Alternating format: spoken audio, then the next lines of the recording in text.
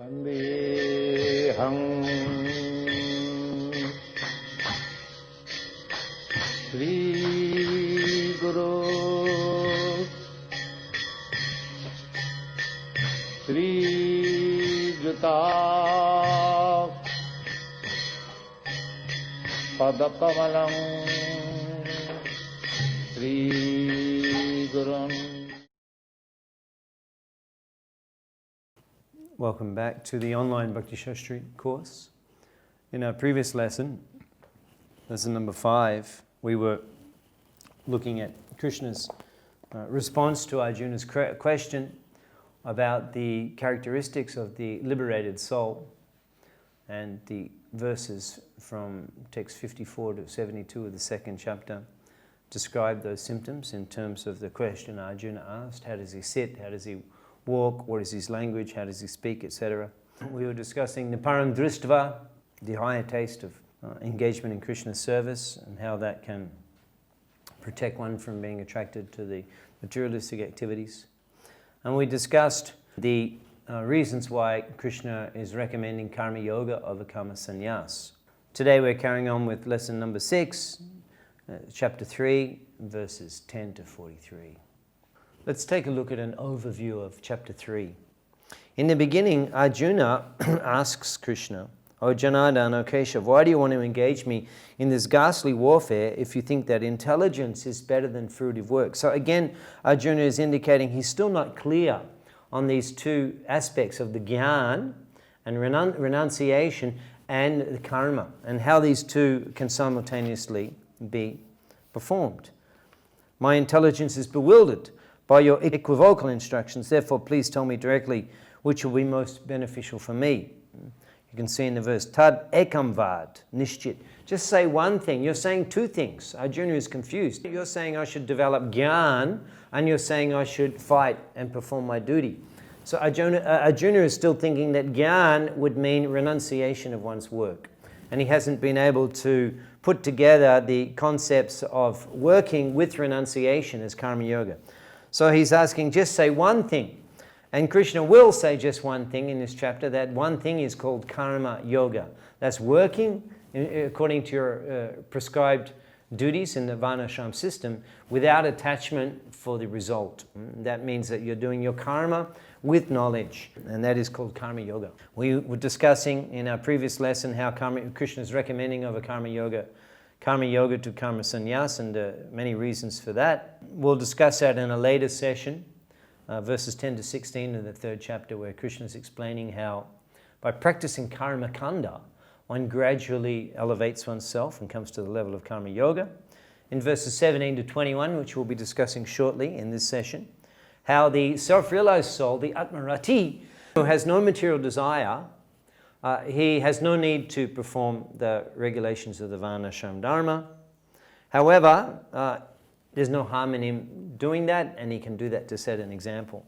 And the rest of the chapter up to text 35 is dealing with that. Krishna gives himself as an example of performing Varnashram Dharma. And then the topic of lust is introduced in the end of the third chapter, considering that as Krishna is encouraging Arjuna to perform your prescribed duty, so Arjuna is asking, what is it that induces us to perform sin and go against our prescribed duty?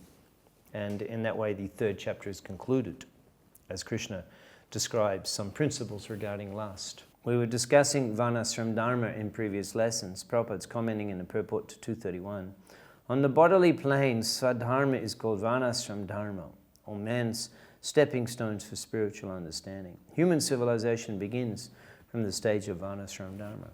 It's interesting, the analogy, the metaphor that Prabhupada uses here. Varnashram Dharma is like a stepping stone. We use stepping stones here in Mayapur in a rainy season. Oftentimes there is flooding, sometimes major flood.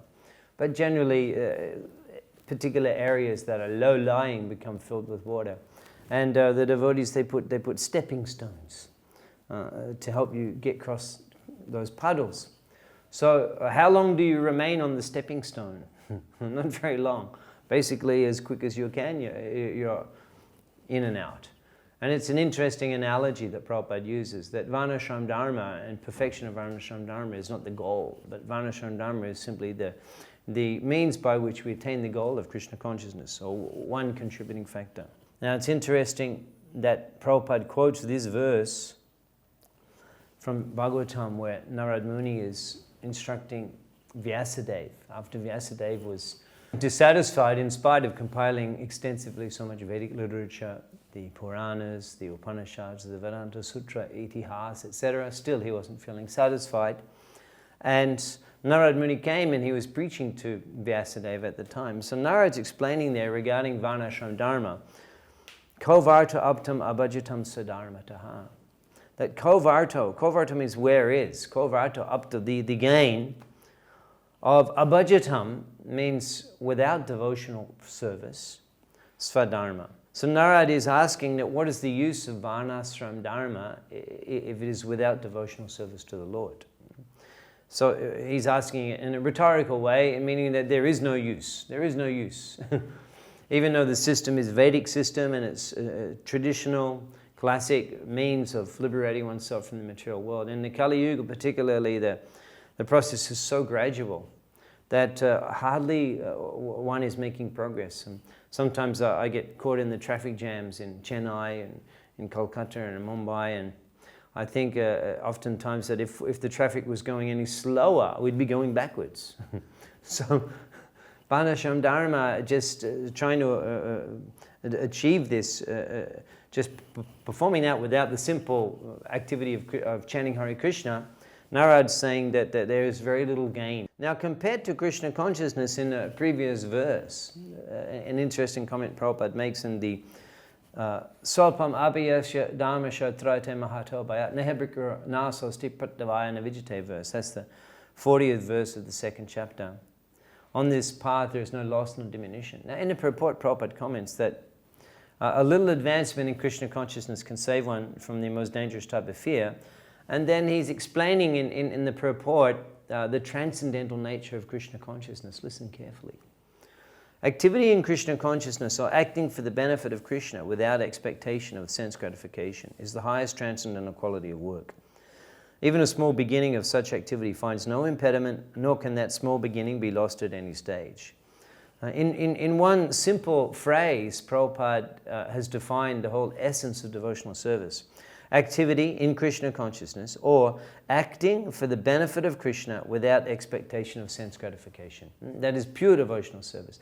Acting for the benefit of Krishna without any personal interest. That's called Anukulena Krishna Anushilanam, as we'll be discussing and studying when we discuss the Bhakti Rasamrita Sindhu, the opening verse, Rupa Goswami. He defines devotional service. Anyabhilashita shunya jnana karmadi anabritam anukulena Krishna Anushilanam bhaktir uttam. Bhaktir Uttam, the first class devotional service, Anukulena Krishna Anushilanam, is cultivated favorably for Krishna, whatever Krishna wants. Anya Abhilashita Shunya, without any other interest, without any personal interest of the practitioner, particularly desires for material remuneration, desires for heavenly advancement, promotion to the heavenly planets, or desires for liberation. Pure devotional service is devoid of these. And even a little bit of activity on the pure devotional level, in other words, some service to Krishna in that mood, this is for your pleasure, to Krishna. This activity, the result of this activity is never lost, because it is directly on the eternal platform. It's like you're simply reactivating your eternal nature by these simple activities of devotional life. Now, in comparison, the activities of Varnashram Dharma, they are not, the results of the activities of Varnashram Dharma are not eternal. They are exhausted. In fact, Krishna specifically mentions in the 9th chapter, on his more confidential knowledge, Kshane Punya. Kshane Punya, the results of Varnashram Dharma are exhausted. Kshane Punya, Martya Lokam Vishanti. And one comes back to the starting point. And all of that effort of following the prescribed duties and according to the varnas and ashrams, even the result may extend over some lives. You may be enjoying prosperity in this life as a result of your punya, karma, your varnashram, following Varnashram Dharma in previous life. So it appears to be similar to the results of spiritual activities, because the results may extend over several lives, but it's not eternal. as Krishna is mentioning here and Prabhupada's commenting, that those transcendent, and therefore we use the word, Prabhupada, which we often hear, but perhaps we don't reflect on its full significance, the highest transcendental quality of work. And that's not a sentiment because we're devotees, so we consider we're the best. No. By logic, we can see it is the highest quality of work because it is directly on the eternal spiritual platform. And simply by acting in that way, one is reviving his eternal spiritual identity. Here's some questions that you can consider. We'll give you an exercise here to explore. Under what circumstances is following Varnashram Dharma necessary? And what are the qualifications required for the practice of Krishna consciousness? Answer those two questions by referring to the following verses, 231, 35, 326, and 335.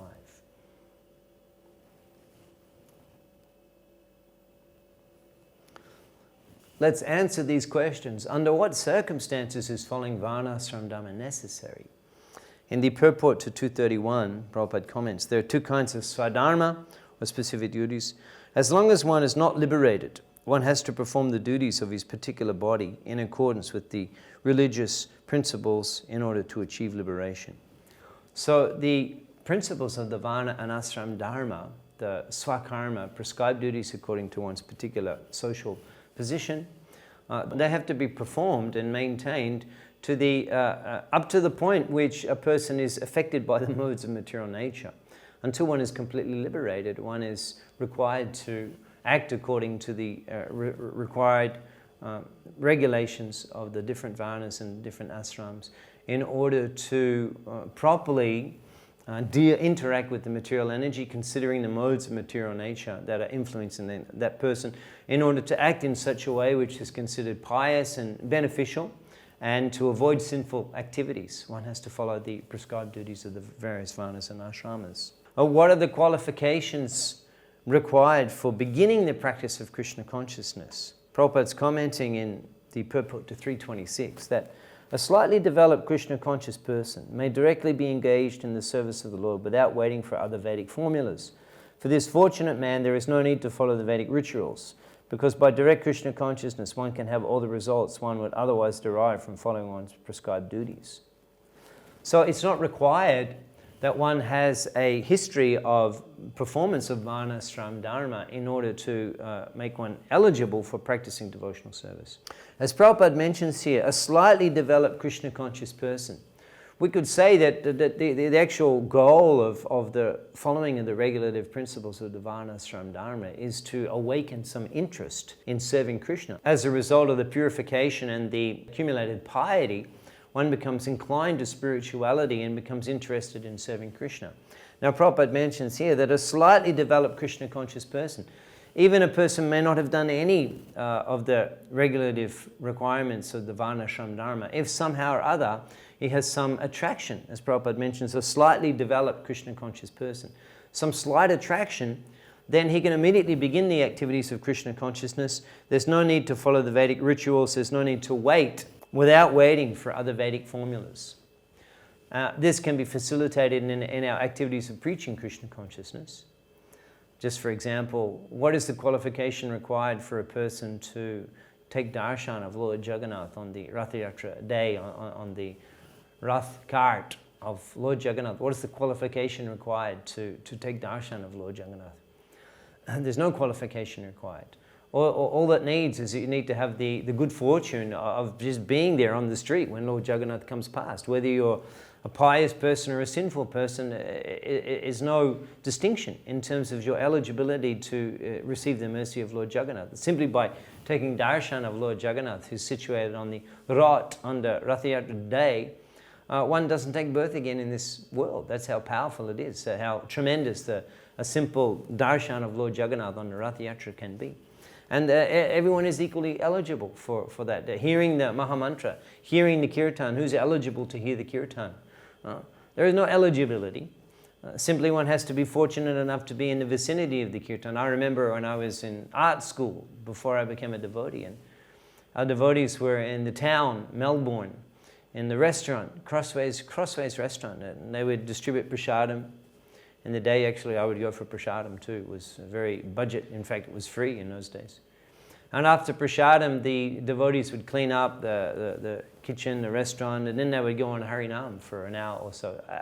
As I was coming back from the college each afternoon, it just happened to be the time that the devotees were on the street doing the Harinam. I couldn't see the devotees, but each time as I would ride through on my push bike, ride through the middle of the city, I could hear every afternoon, I could hear the cartels that they were in a different place in the town walking and doing the Harinam. But that sound of the Harinam, it entered my consciousness and had an effect on me, purified me.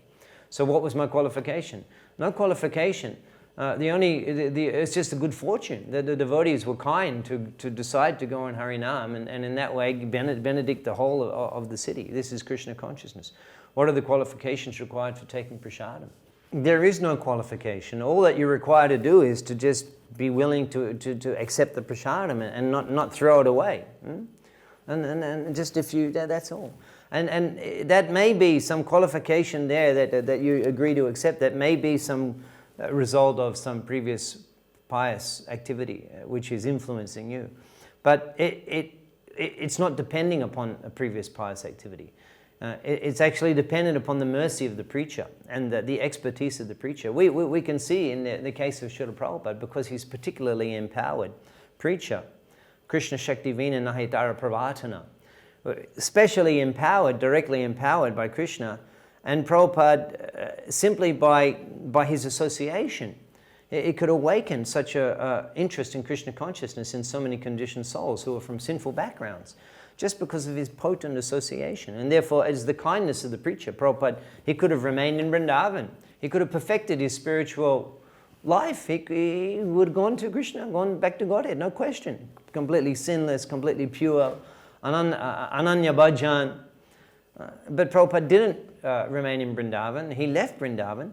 And as a result of him taking that effort, then so many people became inspired in Krishna consciousness. So the spreading of Krishna consciousness doesn't depend upon the eligibility of the candidates, in particular their accumulated pious credits as a result of punya karma, varnashram dharma. Spreading of Krishna consciousness is dependent upon the enthusiasm and inspiration of the devotees who are kind upon the conditioned souls. Krishna said, Tomar Krishna dite pado, who share Krishna consciousness in their preaching, and by their mercy, the conditioned souls receive that eligibility. This is the mood of the Panchatattva. Patra bicha nahe, naheshtan ashtan. They do not consider their eligibility, the qualification of the receptive instrument, the patra, the pot, patra apatra, a useful pot and a non-useful pot, acceptable, non-acceptable. Bicha nahe, they don't consider. Ashtan, the circumstances. Inappropriate, auspicious, they don't consider. Jai deha pa taha, kore prem dan. Whoever they randomly came across, they're distributing the holy name. Radha Krishna bolore shabai, eshikani shab nadiya fiche neche gornitai. Randomly distributing love of God. This is the Sankirtan movement of Chaitanya Mahaprabhu, and it doesn't depend upon the accumulated credits of Varnashram Dharma. Prabhupada's commenting in lecturing on these verses in the 3rd chapter of Bhagavad Gita in 1968, you cannot again introduce the system of Varnashrama. It's not possible. But if one takes to Krishna consciousness, automatically he becomes immediately a Brahman and above the Brahman. A Vaishnava is above the Brahman. So, in that way, we can see that the development of Krishna consciousness and progress in Krishna consciousness, it doesn't rely upon previous performance of Varnashram Dharma, or even the performance of Varnashram Dharma as one is a devotee, because essentially, Kirtanadeva Krishna Sha Mukta Sangha Param Brajet. Asti Eka. There's one good thing about the Kali Yuga. Kirtanadeva Krishna Sha. It's the chanting of Hare Krishna, Mukta Sangha, which delivers us from the entanglement in the material world, Param Brajet, and can take us to the ultimate destination. So why Varnashram Dharma? Why our acharyas have included Varnashram Dharma in our program? Siddhanta Saraswati Thakur, he sat down in front of the picture of Gorkasur Das Babaji Maharaj. He gave himself sannyas. If you see the pictures of Thakur Bhaktivinoda and Gorkasur Das Babaji, they're not wearing sacred thread. They're not wearing sacred thread because they're in the Babaji ashram. beyond even Brahman, and completely avadut liberated ashram, the Babaji Vesh. So Siddhanta Saraswati Thakur, the mantras we're chanting, he actually established those mantras. And he initiated himself into those mantras of the Brahminical order and the ashrams. Why did he do that? As though he didn't know that simply by chanting Hare Krishna you can attain the supreme destination. Obviously he knew. However, for organizing the preaching mission, Siddhanta Saraswati Thakur incorporated, he utilized the Varnashram system to organize his mission.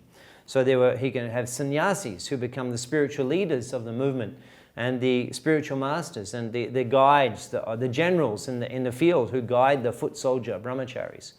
And then those who are not in the renounced life, well they can take shelter of Grihastha ashram. Srila Prabhupada, he married, he's a sannyasi, he married, we can see the pictures in our Juhu temple when we visit. He had the program, Vegavan and another Amataji, he married them in the public Maidan, in the preaching program. There's a marriage. So in and of itself, you can get married 100 times and be an ideal grihastha, but it won't contribute to awakening prema, love of God, just being an ideal grihastha. Or even a renounced sannyasi. These things are not mentioned by Rupa Goswami in the Sadhananga Sāra, 64 items of practicing bhakti. So why we're doing this? Because we can utilize the regulations and the guidelines of Varnashram Dharma to organize our own society and to show the example for humanity at large how they should be, how they can live. Let's review Arjuna's arguments for withdrawing from the fight. Up to this point, Krishna has addressed the first 3 arguments that Arjuna made about compassion by explaining the science of the soul in the 2nd chapter, 11 to 30. Arjuna's argument about enjoyment, Krishna's defeating that by explaining the principles of karma kanda, how by performing your prescribed duties you will enjoy. And Arjuna's argument of sinful reactions, Krishna's explaining how even at the level of karma kanda there's no sinful reaction, but at the level of karma yoga there is no reaction whatsoever, no pious reaction, no sinful reaction.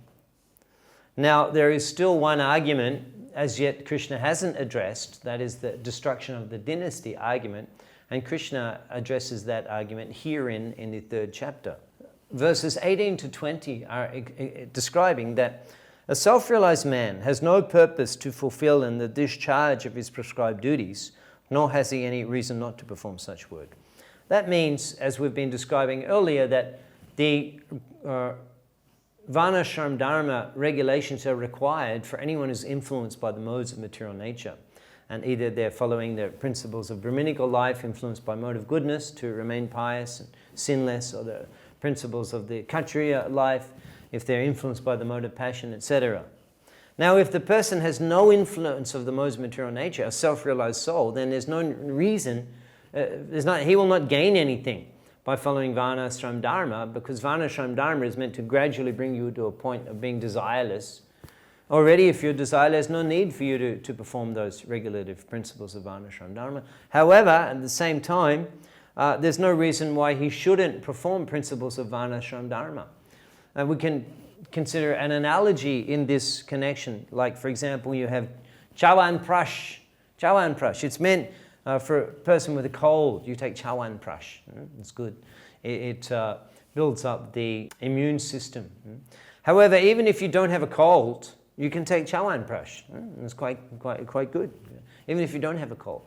So the person who may not have a cold, he may be taking Chawan Prash just to set an example for the person who requires Chawan Prash and has a cold.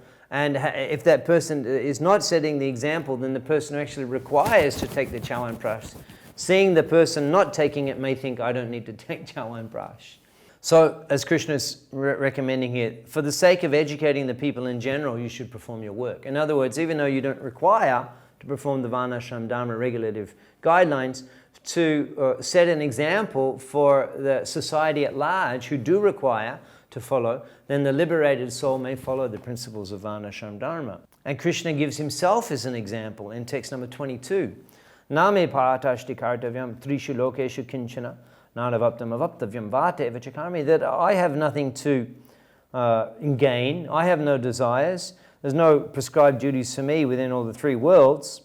Nanavaptam avaptavyam, nor am I in want of anything, nor do I have a need to obtain anything. In other words, Krishna has no objective that requires to be fulfilled. He has no desires that require fulfillment by following the regulative principles of Varnashram Dharma.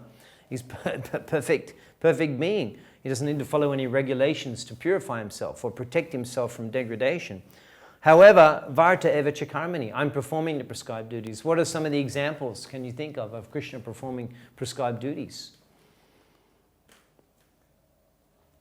Yes, Krishna, he performed the Vaidik Vivaha and he married 16,000 princesses. Actually, he could have skipped that step after rescuing the princesses who were captured by Bhaumasura. He said, girls, just keep in mind I'm the Supreme Personality of Godhead, so, you're already all my property. Let's just skip the wedding thing, big headache organizing all those weddings. But he didn't say that. He took each princess back to Dwarka and he married each princess separately, 16,100 Vedic vivahas with the priests and everything, to set an example. Prabhupada's commenting, although such rules and regulations are for the conditioned souls and not Lord Krishna, because he descended to establish the principles of religion, he followed the prescribed duties. Otherwise, common men would follow his footsteps because he is the greatest authority. So if Krishna were not following the prescribed duties of the Varnashram Dharma, then that would be the evidence upon which every common man could say, we don't need to worry about marrying the lady. When Krishna took Rukmini on his chariot and then took her away from the rival princes, it's not that he said, okay, that's it, I'm God, you guys just forget it. No, he turned and he fought Rukmini and the other princes as a Kshatriya would do, and victoriously he captured the bride Rukmini and took her on the chariot. When Raja Nagnajit invited all of the ruling monarchs and the great Kshatriyas and the Maharatis and the great heroes from all over the world to come and participate in the Sayamvara of his daughter, the princess, at that time Krishna, he didn't say, yes, I'll take the beautiful princess, she'll be fine, and I'm a Supreme Lord, so I'll just take her and go. No. Yes, Nagnajit said, yes, all you have to do is wrestle these 7 bulls. And Krishna didn't say, we'll skip that, I'm God, I don't need to go through these details. No, I'm ready. And immediately he tied his belt and expanded into 7 Krishnas. And he performed all of the different duties of the Kshatriya Dharma in order to set the example. Na kuryam karma ched aham shankarasya chakarta sham. If I did not perform my prescribed duties, all these worlds will be put into ruination. I would be the cause of creating unwanted population. Now this is interesting here. We can recognize one word here from Arjuna's comments in the first chapter, Arjuna's arguments. Arjuna was arguing that if I fight, then it will cause the rise of the unwanted population. And here Krishna is saying that if you do not fight, then because you are a hero and a leader and an influential person, your example will be followed by so many common people, and in that way the fundamental pillars of the Varnashram system will collapse, and the result will be destruction of the dynasty and the culture destroyed and the rise of unwanted population. So the very same argument Krishna is using to refute Arjuna's proposition. Arjuna is proposing, if I fight, a Varnashram system will collapse. And Krishna is responding that if you don't fight, that will be the cause of the collapse of the Varnashram system. So in this way, he completely refutes Arjuna's arguments. Yad yadacharti shrestha tattadeve taro janaha shayat pramanam kurute lokastat anuvartate. Whatever action a great man performs, common men follow, and whatever standards he sets by exemplary acts, all the world pursues. This important verse is relevant for Arjuna's situation on the battlefield, as Krishna is explaining this principle, that therefore you should fight to set the appropriate example, and also in relation to our general example setting in the Krishna consciousness movement. Srila Prabhupada's commenting in his purport. Lord Chaitanya said that a teacher should behave properly before he begins teaching. One who teaches in that way is called acharya, or ideal teacher. The king or the executive head of state, the father and the school teacher are all considered to be the natural leaders of the innocent people in general. All such natural leaders have a great responsibility to their dependents. So similarly, the Krishna consciousness movement, we have a responsibility to the whole of society to set the appropriate example of how people should live. Now, because we are chanting Hare Krishna and serving Krishna, but performing bhakti actually is not so much required for us to perform principles of Varna, Ashram, Dharma, because by chanting Hare Krishna, we're all going to be liberated and go back home to Godhead. However, as we mentioned, Siddhanta Saraswati Thakur, he introduced Varna, Ashram, Dharma to organize his preaching mission.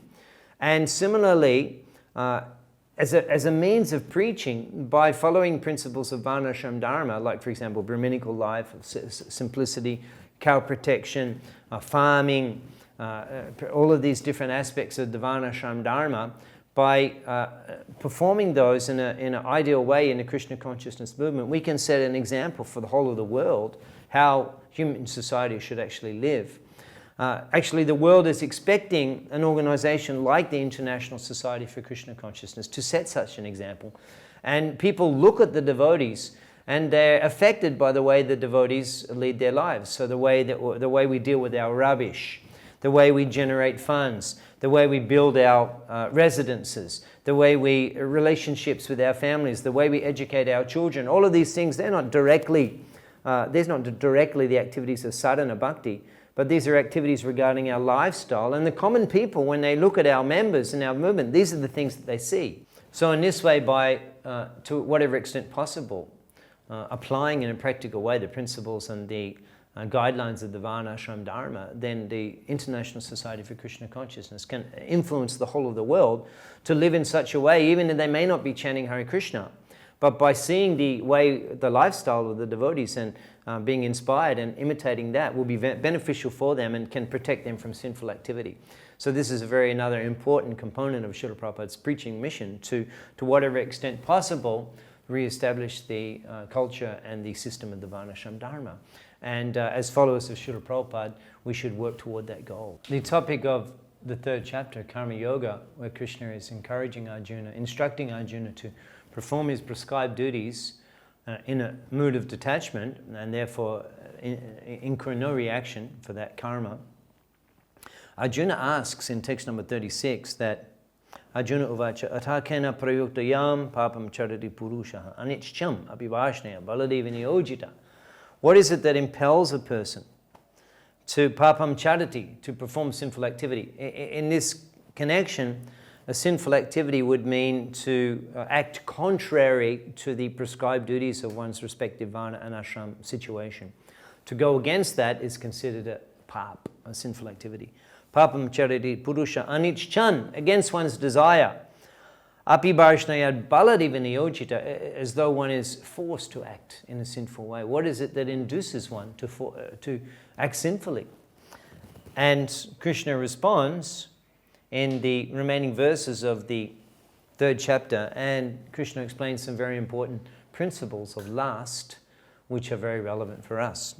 Let's examine some of the comments that Krishna makes. In text 37, Krishna explains, Sri Bhagavan Uvacha, Kama Esha Krodha Esha Rajaguna Shamudbhava Mahashana Mahapapna Vidyanam Ihavarnam, that this karma, this lust, is Rajaguna Shamudbhava, is produced from the influence of Rajaguna. So when the soul becomes influenced by the Rajagun, the eternal, pure love of God, which is inherent in the soul of the living entity, we are Krishna's lover, that becomes transferred, that becomes, you could say, Prabhupada uses the word in the purport, he says that it becomes transformed into lust. The love of God becomes transformed into lust due to the influence of the Rajagun. And the example Prabhupada gives is that milk, when it's influenced by, when it comes in contact with a sour agent in dahi, yogurt, then all of the milk, it turns into yogurt. And in this way, it's transformed due to contact with the mode of passion. So Prabhupada's recommending, if therefore the mode of passion, instead of being degraded into the mode of ignorance, is elevated to the mode of goodness, by the prescribed method of living and acting, then one can be saved from degradation of wrath by spiritual attachment. In text number 39, Krishna is explaining Abritam Jnana Aitana Jnana no Nittabarina Kamarupena Kunteya Dushparena Analenacha. The Abritam Jnana, one's knowledge, one's self-realization, Atma Tattva, who am I? I am not this body. It is Jnana, Dibbo Jnana. This becomes Abritam. It becomes covered over. We lose our Jnana. We become Ogyani again. We become in ignorance again as a result of unrestricted material enjoyment.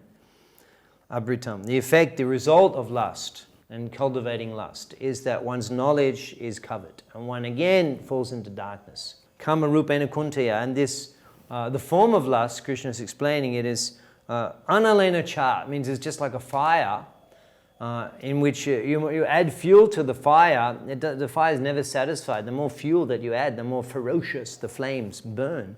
It is dushparena. Dushparena means impossible to fulfill. Dushparena. Puren, to complete. Dushparena, impossible to fulfill. Like a fire, it simply increases in its hankering. Prabhupada specifically mentions the fundamental attachment to the material world, sex desire, in the purport. While one enjoys sense gratification, it may be there is some feeling of happiness. Definitely there is some feeling of happiness. However, actually, this so-called feeling of happiness is the ultimate enemy of the sense enjoyer, because this is what bewilders us and causes us to fall into the darkness of ignorance and forget our spiritual identity. In the second chapter also, Krishna explained that bhoga shaya prashaktanam taya aparita chetasaham. Again, here the word is abritam. In the second chapter, the word aparita chetasaham.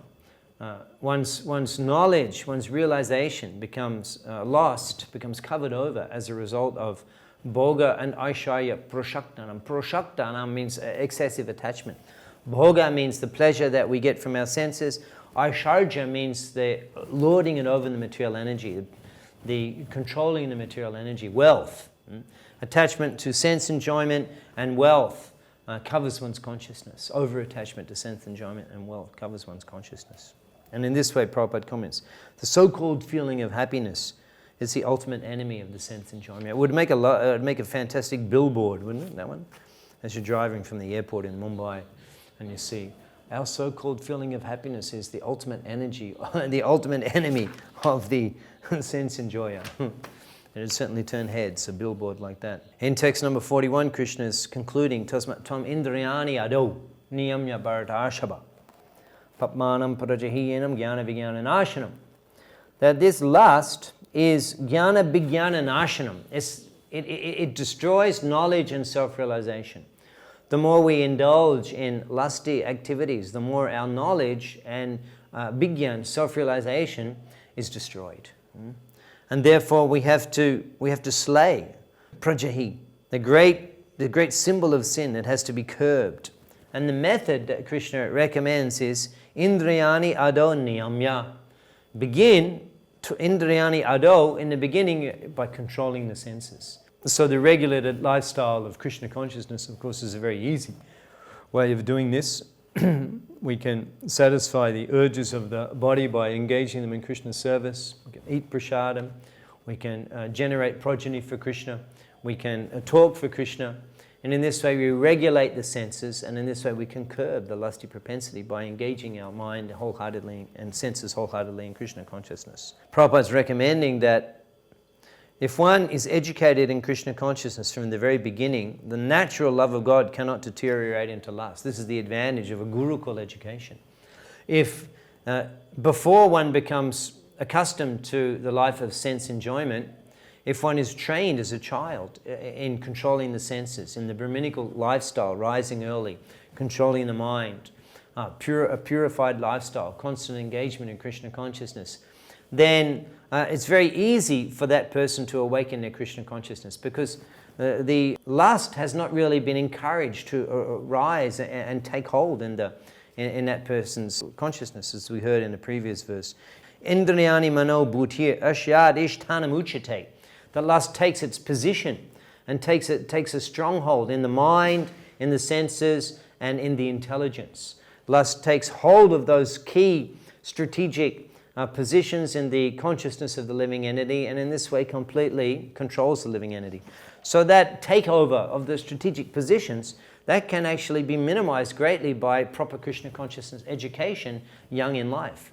One can place Krishna in one's mind and intelligence. One can get trained by developing a Krishna conscious intelligence through training in Krishna conscious education.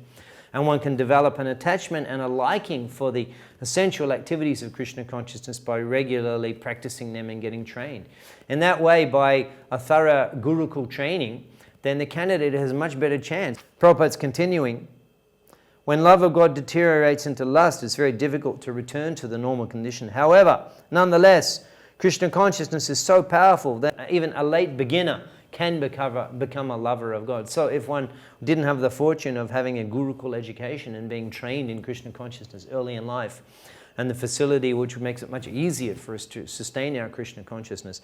In any case, one can take to Krishna consciousness at any time in life, later in life, because Krishna consciousness is so powerful that even a late beginner can become perfect, can become a lover of God by practicing Krishna consciousness. In this lesson, we were discussing the transcendental nature of Krishna consciousness, how it is completely independent of the practice of Varnashram Dharma. One doesn't require to practice any Varnashram Dharma in order to be eligible to begin Krishna consciousness. And practice of Krishna consciousness will yield all of the results that Varnashram Dharma provides. However, Varnashram Dharma still is important in the practice of Krishna consciousness. Krishna gives himself as an example. Now here he has no necessity to follow Varnashram Dharma, however, to set an example for common people, Krishna is following, because in that way, taking the evidence of Krishna's activities, the common person will follow yad. Sayat pramanam krute lokastada anavartate. Similarly, ISKCON as a society, even though by chanting Hare Krishna is all we require to go back to Godhead, still, because people will look at our society as a leader of humanity, and by demonstrating the ideal lifestyle of the Varnashram system, then we can set a wonderful example for society at large, so that even if they're not chanting Hare Krishna, at least they'll be living in a pious way and they'll gradually make spiritual progress. And of course, individuals in the Krishna consciousness movement, we discussed the example of Sanatana Saraswati Thakur, how beneficial the various ashrams are. Sannyas ashram facilitates the preacher. A brahmachari ashram can facilitate one in training in Krishna consciousness. Grihastha ashram can facilitate those in family life to practice Krishna consciousness and preach at home. And this way, the regulations of the Varna ashram, both Varna dharma and particularly ashram dharma, are also very useful for the practitioners of sadhana bhakti. And by following these guidelines, we can organize our lives in such a way to be very harmoniously situated and peacefully practice Krishna consciousness. And the various groups of the social body, the various ashrams, can all work together very cooperatively. In this way, we're utilizing the principles of Varnashram Dharma in the Krishna consciousness movement. We looked at Krishna's response to Arjuna's fourth reason for not fighting, of destruction of the dynasty. Krishna is explaining that if you withdraw from the battle, you'll set an example that the whole world will follow, and in that way they'll cite you as evidence and give up their own prescribed duties, and in this way the Varnashram system will collapse, and you'll be the cause of unwanted progeny. So Krishna completely turned the argument around. Arjuna inquires, what is the reason why a person deviates from their prescribed duties? And Krishna answers that karma esha, krodha esha, rajaguna samadbhava, the influence of lust as produced from contact with the mode of passion, and principles of lust, that it can never be satisfied, that it covers knowledge and self-realization. And Krishna recommends that lust can be dealt with by the gradual process of engaging the senses and following the regular principles of Krishna consciousness. Let's conclude the lesson with this quote from Srila Prabhupada. Therefore, this is the panacea to engage everyone in Krishna consciousness, chanting Hare Krishna. He comes above the highest principle of Brahmanism. This is the greatest gift to the humanity, that even he is in a fallen condition, the most degraded position. He can be raised to the highest position simply by chanting. This is the only remedy. Srila Prabhupada ki.